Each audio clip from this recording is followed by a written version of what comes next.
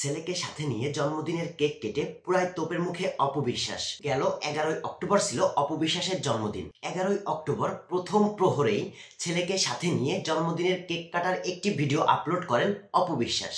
এরপর থেকেই শুরু হয়ে যায় একদিকে অপবিশ্বাসকে শুভেচ্ছা জানানোর জোয়ার, অন্যদিকে সমালোচনার জোয়ার। ছেলেকে নিয়ে কেক কাটার স্টাইলটা অপবিশ্বাস নাকি বুবলি থেকে কপি করেছে, এমনটাই সামাজিক যোগাযোগ মাধ্যমে প্রচার করছেন বুবলি ভক্তরা।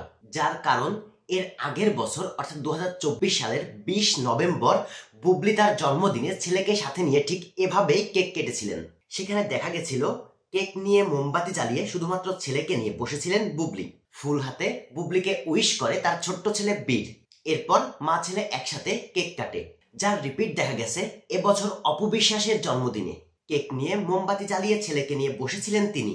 ছেলে জয় অপবিশ্বাসকে উইশ করে, তারপর মা ছেলে একসাথে কেক কাটে, যার জন্য অনেকেই বলছে বুবলির হুবহু কপি। এখন কথা হইল, অপবিশ্বাসের একমাত্র সম্বল তার ছেলে জয়, তার আর কেউ আছে বলেও মনে হয় না।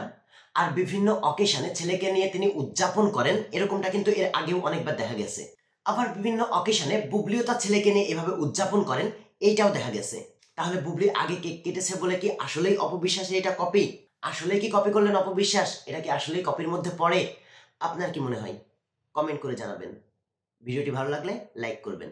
আর বিনোদন জগতের যে কোনো আপডেট নিউজ পেতে চ্যানেলটি সাবস্ক্রাইব করে পাশেই থাকবেন। ধন্যবাদ।